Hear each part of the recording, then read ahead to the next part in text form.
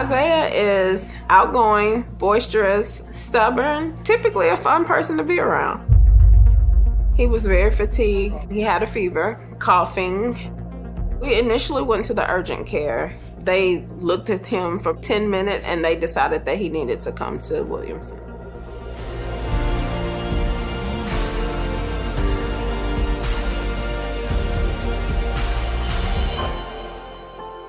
He was the sort of poster child for coronavirus. When he came to the hospital, he was placed on oxygen, and then within about 12 to 24 hours, his oxygen needs went way up. I had no idea that it would progress the way it would. Within 24 hours of him coming to the hospital, he was put on a ventilator. I heard his voice, and then the next time I heard his voice was almost 2 months later. Isaiah was here for 53 days. We didn't know if he was going to leave. When he first came in, he was very, very, very sick. Just laying in a bed and relying on us to take care of him, to turn him, to feed him, to bathe him, to comfort him. To watch somebody so young struggle was really hard for all of us. Moving him out of the COVID unit into the regular ICU was huge for us. It was interesting to see him process kind of how sick he'd been and how long he'd been there. Of all the things that he wanted during his 2-month hospitalization, he was desperate for a banana. He wants his banana. We were all so invested in his success. Because we couldn't come up to be with him, they even used their personal devices to allow us to FaceTime when he got to a place where we could actually talk to him. It was great for us to have an opportunity to see him and to see that he did look like he was progressing. We put so much work and heart and soul into him. You know, Isaiah became part of our family here at Williamson.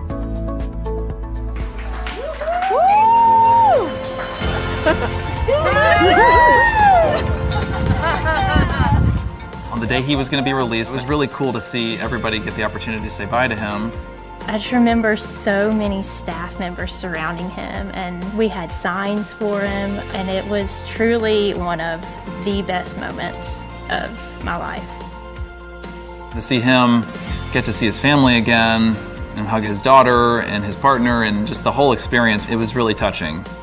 To the team, I would just like to say thank you. Thank you for loving him. Thank you for loving us and just caring enough about us. Nurses and doctors and people in the healthcare field do what they do because they want to help people. But this team has gone above and beyond anything that I could have ever imagined.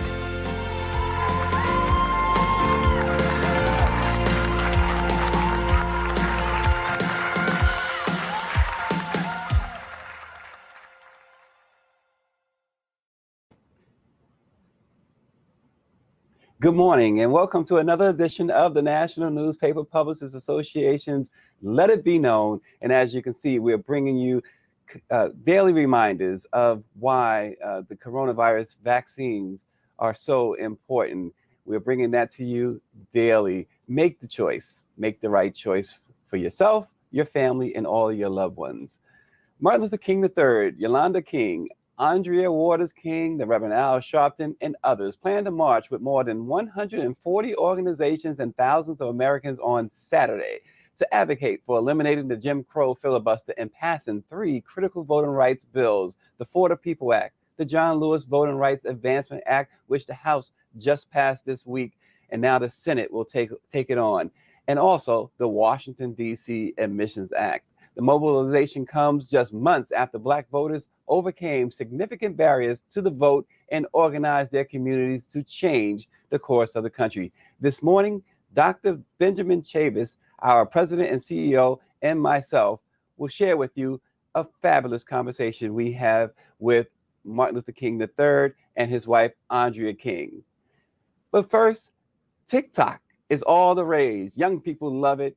Even older ones have gotten involved in TikTok. And now the National Newspaper Publishers Association and the Black Press of America have a TikTok account. And so we're going to talk with the person who runs our TikTok account this morning. But first, let's bring on the president and CEO of the National Newspaper Publishers Association, Dr. Benjamin F. Chavis Jr. Good morning, Dr. Chavis. Good morning, Stacey Brown. How are you? This is another day that the Lord have made, and we celebrate the Black press of America, 230 African-American owned newspapers and media companies across the country representing the NNPA, led by the distinguished chair, Karen Carter Richards, publisher of the Forward Times in Houston, Texas. Glad to be with you and looking forward to speaking to Carrington this morning. Absolutely. And with that said, Carrington York, she's an HBCU student. She is one of those great young minds, and she's running the NNPA's TikTok account. Let's bring on Carrington York now. Good morning, Carrington. Hello, Stacey and Dr. Chavis. Thank you for that beautiful introduction. As you mentioned, my name is Carrington York, News Service Associate and Page Manager for the NNPA TikTok account. It's great to be here. Good morning, Carrington. How are you? And how are things at HU, Howard University? Things are just getting kicked off. We are heading towards completing our first week of school back on campus after a year and a half virtual. So it's been beautiful to see the yard up and running and lively with all of my peers. Well, Carrington, let's talk TikTok. First of all, let's show the audience one of the TikToks that you have done for us recently.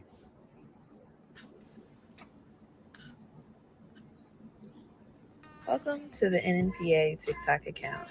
My name is Carrington York, News Service Associate and Page Manager for this account.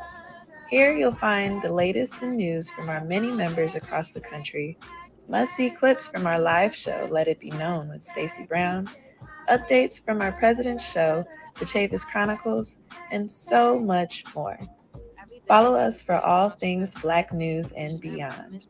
Welcome to the NNPA TikTok.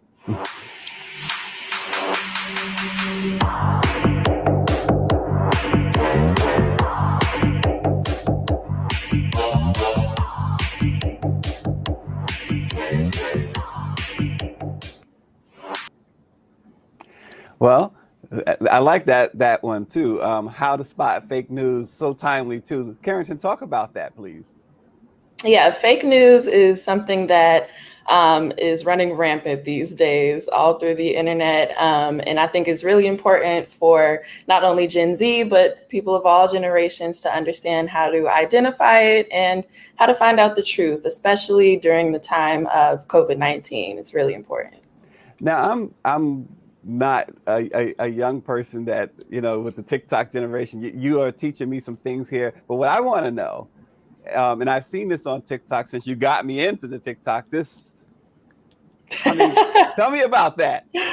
Yeah. So TikTok, really all sorts of things are posted onto TikTok. You have like dance videos, and really what happens is people pair their dances with like popular sounds that are trending throughout TikTok. So that was a popular sound, and that was the matching dance that goes to it. And in the midst of that, you just throw in some knowledge in the middle of the dance. And so that's my way of boosting engagement on the platform. She's kicking knowledge, Dr. Chavis. I'm gonna throw it over to you to talk with Carrington on this TikTok. Well, thank you, Carrington. Your generation, I salute Generation Z, and I salute you and your fellow students at Howard University and students at all of the HBCUs. A report just came out, Carrington, that HBCUs have a record enrollment. I think Howard's enrollment is up, Morgan State's enrollment is up, Morehouse, Spelman, Texas Southern University's enrollment is up all across the country. What do you attribute that? And then because the enrollment is up, you have much more Black college students who are engaged in social media with the positive news. And I'm thankful that you're using TikTok to get out some good information. Can you talk to us the importance about using technology, but in this case, social media, to get some factual information out to our young people, as well as to people of all ages, to override some of the misinformation and stereotypes that are out there? Absolutely. Yes. Firstly, your first point, it is a great time to be an HBCU student. I'm super proud to say that I am one. And I think after this past summer's national reckoning with George Floyd, I think it's becoming more apparent to different companies, institutions, that Black students matter and that we have something to contribute and offer.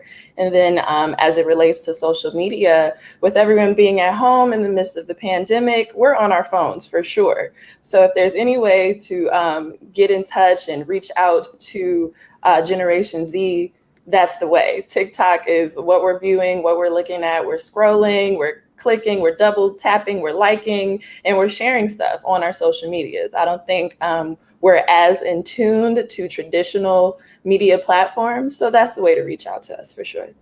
Great.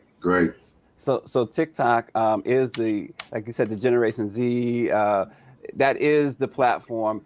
So with the Black Press, you're doing it for us at the Black Press. What's the important things we need to know about TikTok for our viewers and our readers? Yeah. So for our viewers, I think it's important for us to understand that there are a plethora of Black newspapers that we can all tune into. It's important for us to know what news is happening, updates on COVID-19, deeper dives into Black history and things of that nature. And that's our way of reaching out by posting things that relate to that kind of content. Yeah, and Carrington, we want to ask you to hang out with us as we interview Martin Luther King III and his wife, and perhaps after the interview, you can show us, perhaps walk us through maybe what could be a TikTok from that. Okay, absolutely, I'd love to. So let's do it. So Dr. Chavis and I had an opportunity to speak with Martin Luther King III, an exclusive interview with the Black Press of America ahead of Saturday's March on Washington. Let's bring in Dr. Martin Luther King III and his wife, Andrea King. Dr. Chavis, why don't you introduce our special guest this morning? Well, on behalf of the Black Press of America, Karen Carter Richards, our chair of the NMPA, and the 230 African-American owned newspapers across America, we are honored and we are especially pleased to welcome to Let It Be Known a young man and his wife, Martin Luther King III and Mrs. Andrea King. We're so pleased to have them to join the Black Press of America. Brother King and Sister King, thank you so much for joining the Black Press of America. Thank you, Dr. Chavis. Thank you for having us. Yes. Well, we thank you both. And, you know, this coming Saturday is a big day. Almost 60 years ago, Mr. King, obviously your dad led that historic march on Washington for jobs and freedom. This coming Saturday, you will help lead another march on Washington. But more importantly, this march is targeted toward voting rights. Talk about that, please. Well, first of all, let me just say that our organization, along with four other organizations, the National Action Network, March On, which is a major organization that has mobilized climate change, around climate change and other issues, Futures Coalition, and SEIU. The five of us, along with over 160 other partners, have partnered to do these demonstrations all across America around, number one, on the 58th anniversary of the March on Washington. As you said, we all know that was focused on jobs and freedom, and Dad delivered his I Have a Dream speech, his dream for the nation and the world. But this is specifically focused on expanding the voting right, expanding voter rights. We know that all across America, after the election last year, more people voted than ever before. And all of a sudden, the Republicans decided we got to do something about all these people voting. So let's create these restrictive laws, these draconian laws that make it harder for people to vote. In 2021, these laws are on the books in 18 states, and the states are growing over 400 pieces of legislation. This must stop, and the only way it can stop is federal oversight. As we know, the United States Congress, the House passed the John Lewis bill last night, which gives us that opportunity. But what must happen today and beyond is the Senate must now vote for the John Lewis voting rights bill, which gives pre-clearance and oversight by the federal government so that states can't just do anything to make the process uneven. And Mr. King, I know that a lot of preparation has gone into this. I want to ask Mrs. King about the preparation, because, you know, they always say behind every great man is a great woman. But you know what? Most of the time, the Black women are taking the lead themselves. So I want to ask Mrs. King about the preparation for this. One of the things that we're so excited about with this weekend is that not only are there 5 flagship marches, but there are over 45 additional activations all over the country. So in total, we have over 50 activations going on August 28th in cities and towns all across America. So you can attend in person if there is an event close to you, and if you're comfortable, given that we are in the midst of a pandemic. But there are also numerous ways to attend and participate virtually as well.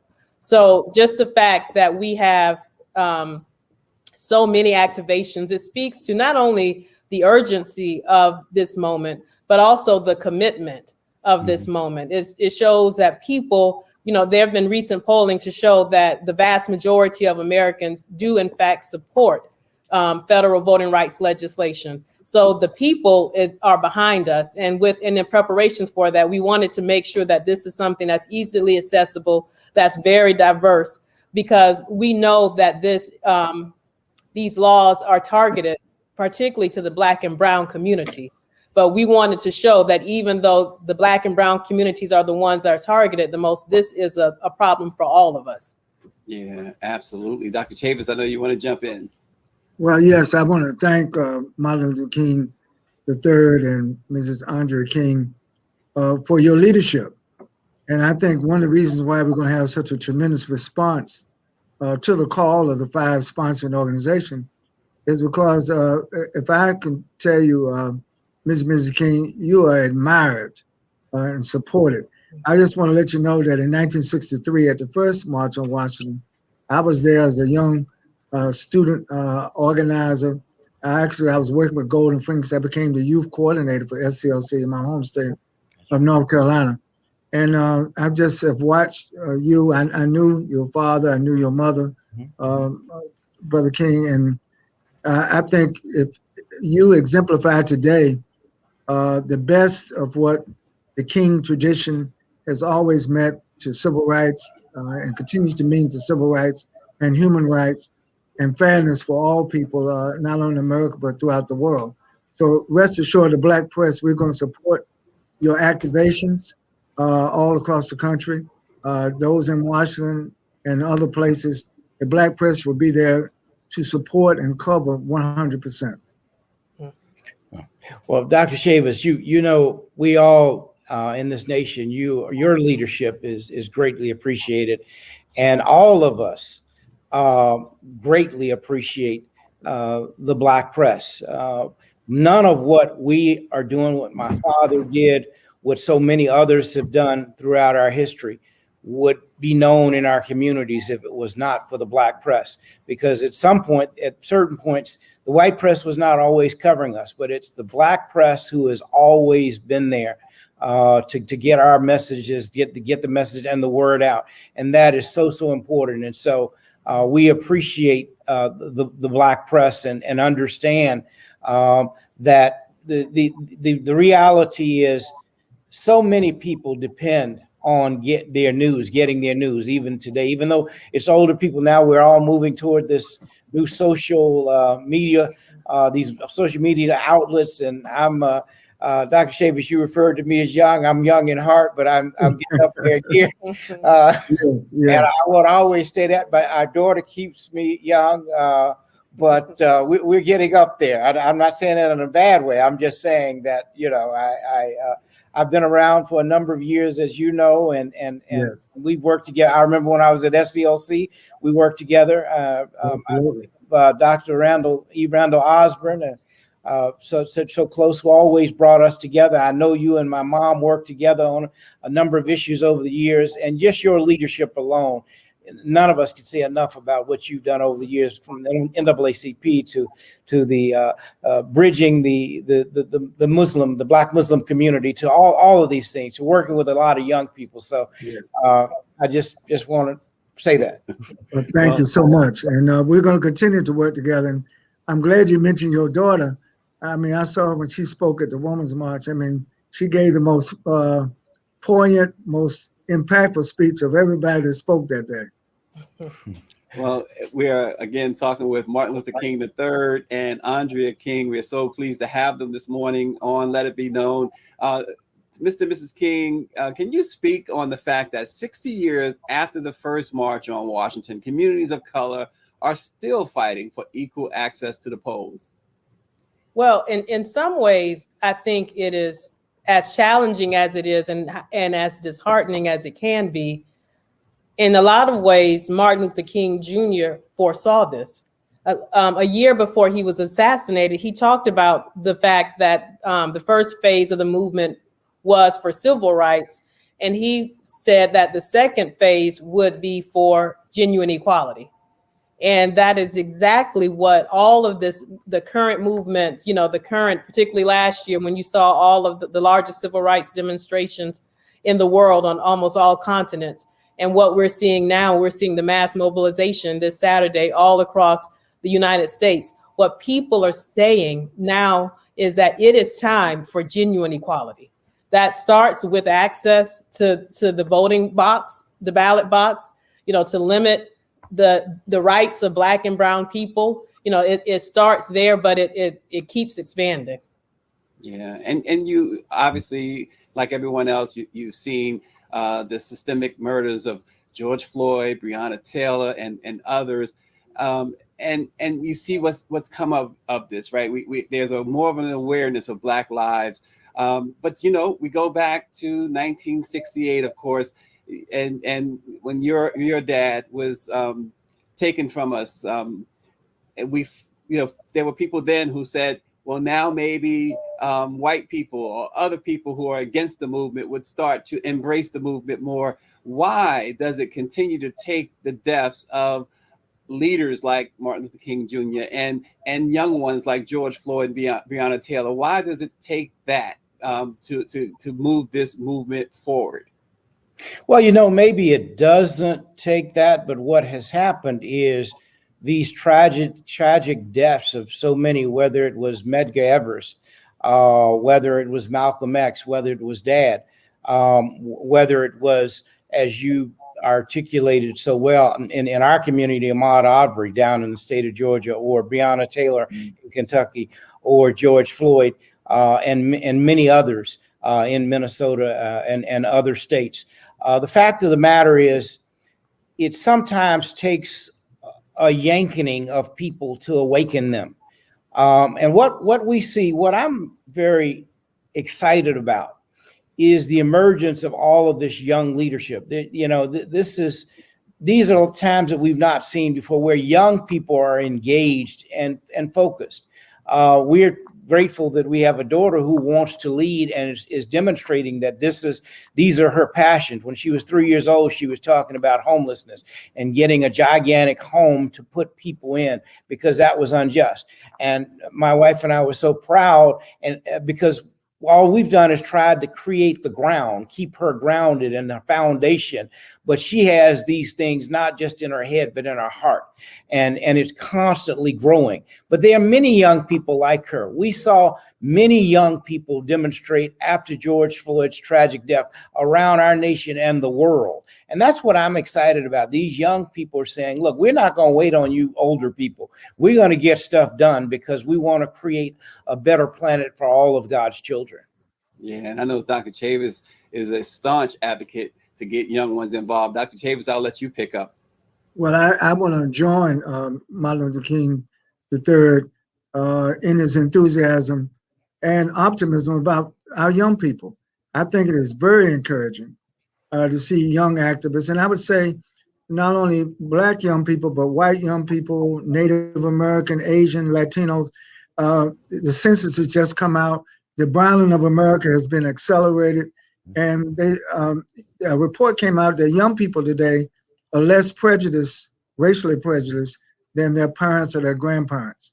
And so I think that we're not only witnessing the taking down of Confederate statues and taking down the symbols of racism, but I see the emergence of a new movement along the lines that Martin Luther King Jr. forecast when he talked about the beloved community, where love transcends hate, where people work together across these lines of division. And so I'm also optimistic, Brother King, that we will be able to witness further transformation. I think we've come a long way since 1963, since 1968, but we still have a ways to go. But I'm more encouraged today than I have, say, in the last couple of decades. And what I join you with your encouragement, because young people are making a real difference. And I also believe that in 2022, next year, when it comes time for the elections all over the country, that youth vote, that Black vote, that community of color vote, along with progressive white vote, the labor vote, we got to hold on to the progress that we've made, because there's a reaction coming. Every time we made progress in America around voting rights, around housing rights, around civil rights, unfortunately, there's a reaction. That's how Trump got elected. There was a reaction to Obama. So we have to keep pressing forward and not let the reactionaries retake and misdirect America.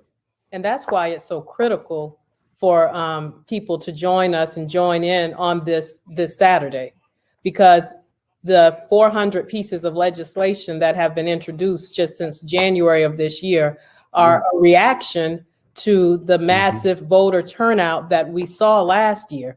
It's a reaction to that and a preparation, as you just stated, for 2022.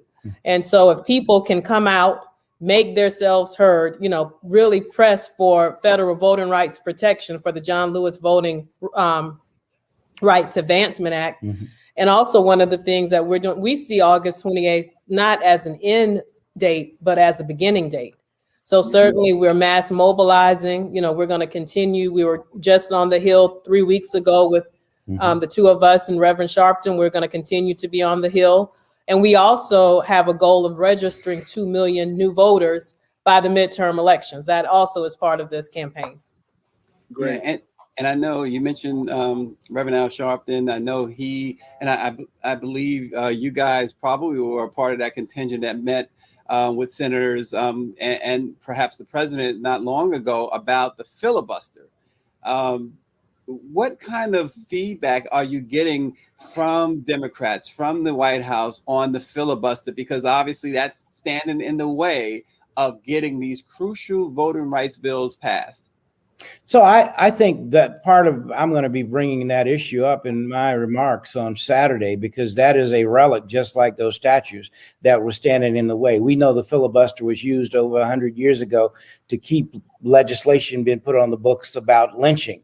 It was used to keep civil rights bills from passing for many, many years. So when you have a relic, the relics have to be removed. So the filibuster has to be removed. Now, as it relates to what these senators are saying, clearly there are those who are against removing it. What I would say is, why not carve out a section? If we can do something like elect United States Supreme Court justices who are there for life, and only 51 senators are needed for that, not 60.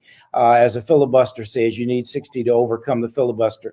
Well, if we can do that as appointing somebody for life, can our most precious right, the right to vote, which is something that all of us should have, can't we also do a carve out for that as well? We don't need to have 60 senators. So the filibuster must go. And I think we're going to have to keep pushing on that. Ultimately, that is a relic of the past, and it is not necessary. Yeah, and when you think about that, Mr. King, Mrs. King, there are some saying that, the Democrats, they control the House, they control the Senate, they have the majority in the Senate, and of course, they have the White House. Are they missing an opportunity here? I first say that they must do more. I mean, when you talk about missing an opportunity, because there's only 50 in the United States Senate, and only, I think, which means the one vote would be the vice president who breaks the tie. I wish there were 53 or 54, and it would be far less of an issue, but it is an issue when it's very close. The second thing, the House is only maybe 3 or 4 seats, maybe 5, that the Democratic side has an advantage. And after the lines are redrawn in September, it could be a scenario where there are more Republicans elected. It could be. Based on the fact that they're redrawing these lines so that the Republicans have a benefit. That's again why it's important to pass the John Lewis Act, because that will give the federal government oversight with the pre-clearance provision. And I know that most Democratic senators, if not all, are for that. Even Senator Sinema and Senator Manchin have said that they support the John Lewis bill. We just have to get beyond the filibuster provision. Yeah, we have a couple of minutes left with Martin Luther King III and Andrea King. We really appreciate you guys. The average American, Mr. and Mrs. King, doesn't have access to the media or outsized influence. What is your message to them? How can they make a difference? Well, one of the first things that they can, well, first of all, let me back up by saying that's why the Black press, the Black media is critical. It is critical to continue to get our stories out, to get education on these issues and education of what's going on in our communities. It's the backbone and the most clear voice to our communities. So just understand how important and critical the Black media and press is to the Black community, first and foremost.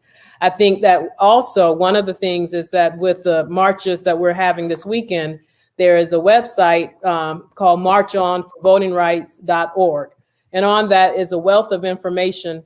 Not only it has all the upcoming activities for this weekend, but also it's ways in which you can get involved and stay involved in this movement. You know, Martin's father talked about sleeping through a revolution, and we don't want to be caught sleeping through a revolution. We may have, as you said, the House and the Senate and the White House.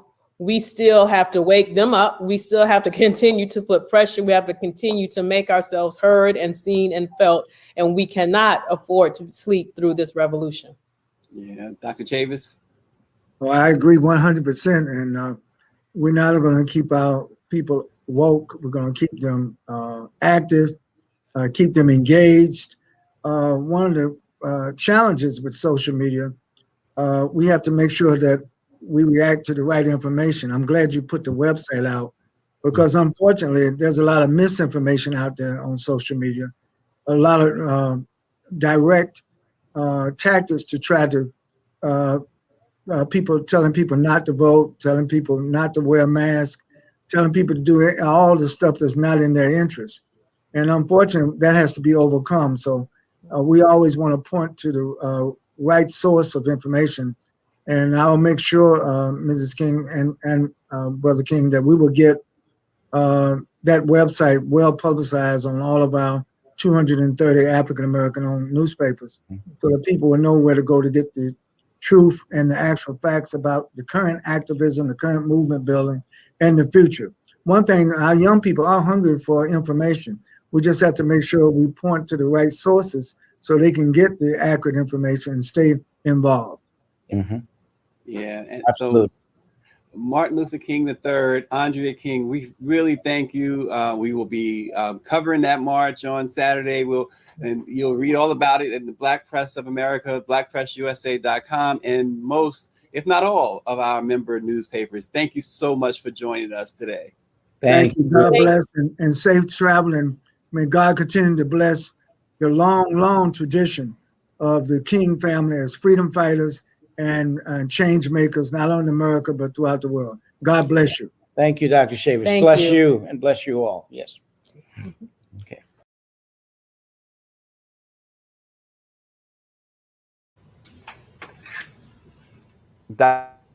Action to the King interview. Yeah, that was fantastic. That was a historic interview, and salute the Black press for bringing that exclusive interview from Martin Luther King III and Mrs. Andrea King, to our viewing audience and to our readership. That's what the Black Press does. I'm glad we're out in front of it, and I hope that the content that we just heard will be republished and rebroadcast and redistributed. And Carrington, as a young person, what's your take? And I think we've got a lot of content there we could put on TikTok. Oh, absolutely. We definitely have a lot of content. My take personally, as a journalism student, I feel that, Martin Luther King III is speaking about me, speaking to me when he talks about the importance of the Black press. I think, that is something that I will eventually be. I'm a part of the Black press, and so it's important that he acknowledges the mobilization of the youth, especially as it relates to social media and journalism. So that's beautiful. And I think TikTok would love to hear more about that. Well, we will charge you with that task, Carrington, of making sure TikTok hears more about it. We appreciate all that you're doing. Follow, tell everyone how they can follow the NNPA, the Black Press of America, on TikTok. Absolutely. If you don't have a TikTok account already, go ahead and get one and follow us at NNPA Black Press. That's us. NNPA Black Press. Thanks so much, Carrington. We're looking forward to a lot more TikToks. Dr. Chavis, a quick closing thought from you. Well, again, I think we end this particular show on Let It Be Known with a word of optimism, a word of salute to our youth, to Generation Z, and also to the King family. This is 58th anniversary of the March on Washington coming up. And we all are so grateful to everybody who has sacrificed in the past to give us the opportunities today. And I would just say that don't let the people who want to oppress us, don't let the people who want to hang us, don't let the people who want to take our lives away distract us from our responsibilities to get out the vote, to keep wearing the mask. And if you are able to get yourself protected from the COVID-19 virus, you need to do so. This is a critical time in Black America, it's a critical time in America, but it's also a hopeful time in the world in which we live. God bless, and thank you everyone for being on this special edition of Let It Be Known. Yeah, and Dr. Chavis, real quick, we're over time, but you mentioned the vaccinations. Just real quick for Carrington, because Carrington is in that younger generation. She's at Howard University. Carrington, what's been the response that you found among your peers in HBCU schools, Howard University in particular, as regards to the vaccine? Absolutely. Well, I know on campus there is a Mask Up initiative encouraging everyone, whether you're vaccinated or not, to wear your mask and make sure to social distance and things of that nature. I find that it is growing more accessible and people are asking those questions. Are you vaccinated yet? If not, you probably should be. And so as we start to be in class with each other and be in close proximity, that's something that I believe my peers and I are thinking more seriously about these days. Very good. Thanks for that information. Make plans now to join us for the National Newspaper Publicists Association's Leadership Reception, September 16th. Register now. It's free at www.virtualnnpa2021.com. The NNPA's National Leadership Reception. We're going to honor several prominent folks, including Dr. Ebony Hilton, Dr. James Hildreth, Senator Cory Booker, Congresswoman Cori Bush, and others. So make plans now. www.virtualnnpa2021.com. Let it be known. Remember this.